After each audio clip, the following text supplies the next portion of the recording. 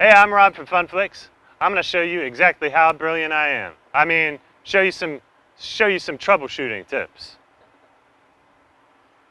No, ain't working. Hey guys, this is Rob from FunFlicks. I'm going to show you a few troubleshooting tips that hopefully will save you a lot of time and stress. We're going to take a look at how to secure the screen when it's super windy.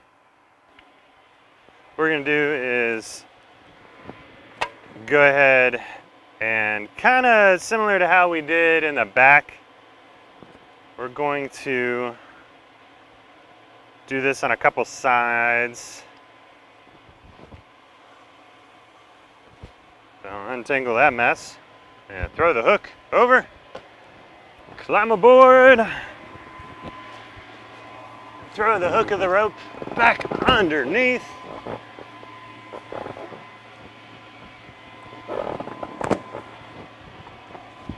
All right, go ahead and step off, and then grab the hook. And you can either use this hoop right here, or you can do this and just hook the thing onto itself. That seems to do a pretty good job. So I'll go ahead and stake that down. And it seems to me, for the most part, when you do this, the top ropes become irrelevant. But like I say, I always put the top ropes on anyway, just to be able to ease the screen down at the end of the event so it doesn't topple forward, so it comes down on the screen protector.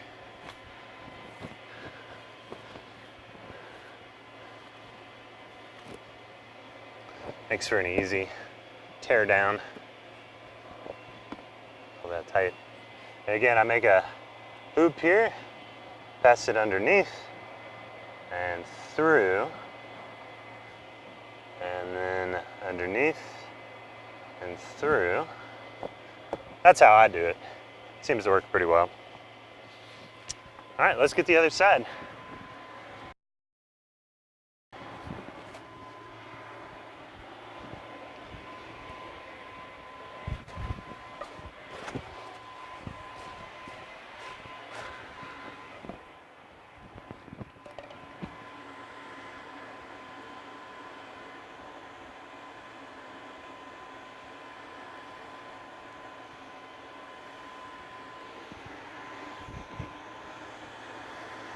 Sometimes it's more like a giant snake than it is a rope. Try not to let it get me. So again, I'm going to throw the hook over the base. Throw the hook under the base. And then, since there is a hook here, I'm just going to go ahead and utilize it. Nice and secure. Some pressure on.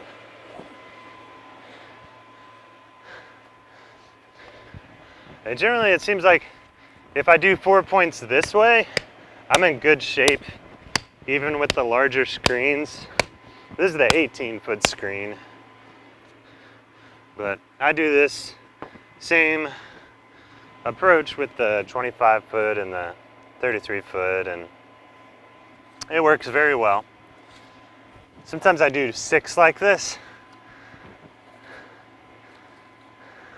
especially with the 33-footer. But yeah, again, about putting pressure and just keeping that base down. Because what happens when the wind starts to blow, if even like one side tips up, then the pressure from the top keeps it secure like that. I'm gonna pull it tight, not too tight, but I like that. Go ahead and wrap it. And go slow on the knots part again. Yep. I think I got that good. Make sure your glove's not in the way. Okay.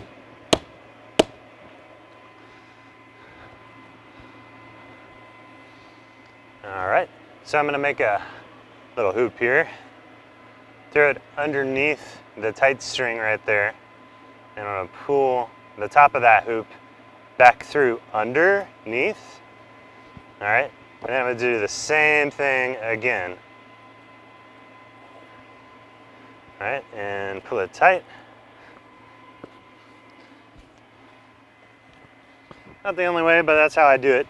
And I would say, as far as like troubleshooting for a screen setup, this is the single biggest issue, hurdle to get over is in the event of wind, keeping the screen tight and secure so it's not wobbling back and forth. You know, it kind of interrupts the viewing experience too when, you know, if there is some rocking going on, just simply because things will go in and out of focus and doesn't create the best movie experience for the parishioner, the clients. So anyhow, I'm gonna leave it like that. And I'd like to share with you a second troubleshooting tip with you, and it's in regards to basic signal flow. That's inputs to outputs, sources to destinations. For example, the audio goes from the iPod to the line mixer, through the volume pot of the line mixer, that channel, to the master, that's the main volume control, out from there through the main left and rights to the speakers. And so that would be tracking the audio. You can track power this way too. Anything, source to destination, input to output. So I've got something I want to show you. Give me just a minute and we'll take a look at it. Like when you're talking, I can just see right Okay, so yeah, this is my stereo 1/8 inch connector for, you know, computers, iPods, iPhones, all that kind of stuff. So go ahead and plug that in. And go ahead and Can you show me where it was plugged in up front? what's that? In here? Oh, in here? Yep. So it's always good to check your signal flow, you know, outputs to inputs, source to destination, typical troubleshooting stuff. So this is an 1/8 inch stereo cable to XLR male. And so it's in channel 3 and 4 of the line mixer. Once that's all plugged in, go ahead and test it out. And so I've got the master volume down so I don't make any like loud clicks or pops happen to the speakers. You want to try to protect the speakers as much as you can. So I've got my audio rolling from my iPod. I'm going to go ahead and turn up the master volume and just make sure my speakers are good to go. All right, so I've got the iPod music going, and now I'm going to make sure my line mixer is set appropriately. So as you saw when I was back there, I made sure that the iPod was plugged into channel 3 and 4 of the line mixer. So we've got 3, 4 right here. I'm going to go ahead and route those to the mixer, which is basically, in our terms, turning them on. I'm going to turn up the level of each channel to 0. I like to call that unity gain, but we'll just say 0. And then take a look at the balance pan. If you want to run it in stereo, you can make those hard left, hard right. And then so we've got that audio coming through. You can see the LEDs that we have some signal coming in. So okay, let's take a look over here. We have the mixer, main output level. All right, so we're gonna go ahead and turn that up, and inconveniently our music just stopped. But you can see the LEDs going there. And so I'll just kind of make sure that both speakers are working. Yeah. All right. So house right is working, but house left, something's up. I'm gonna troubleshoot that. Yeah, I don't have anything on this speaker. I have power. I'm gonna check my XLR connection and make sure that my level is turned up. We're good there. So the problem lies back here. Make sure this cable is plugged in well. Main out left, yeah, it's secure. Looking up front, I see signal there on channel 3 and 4. Turning the mixer up. I'm gonna go ahead and turn off channel 3. Or sorry, channel 4. Huh.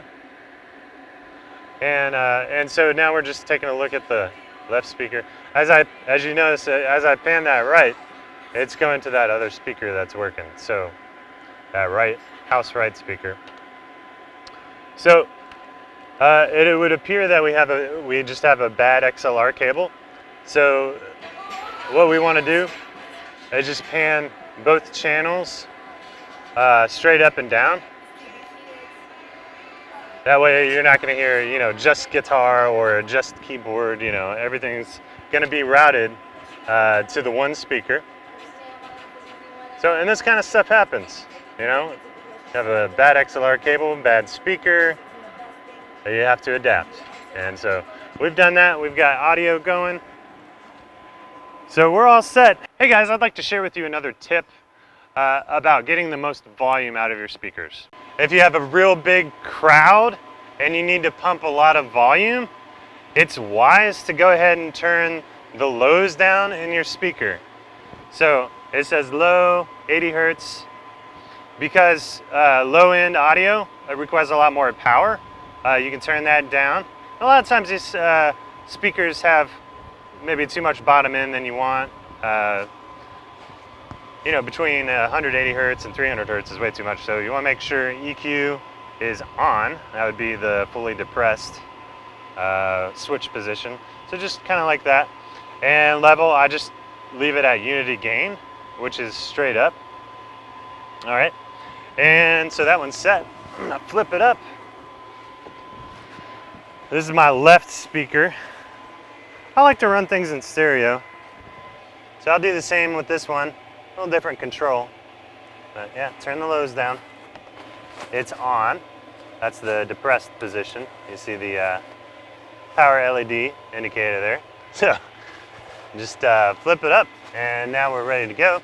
Another tip I would have, or suggestion I would make about school gyms, is to roll out more of the lows and the mids, because that natural acoustic space tends to amplify everything from 180 to 400 hertz, just way too much. And you can't understand speech if you have the speakers set with the normal EQ settings. So you need to go ahead and roll back the lows and the low mids to compensate for that acoustical space.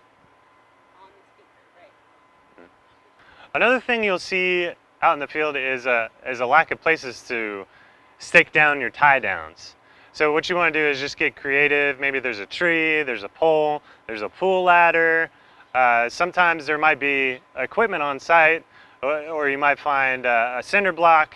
If it's a pool, you might find buckets or trash cans that you can fill water in and tie the ropes around. So that would be another tip.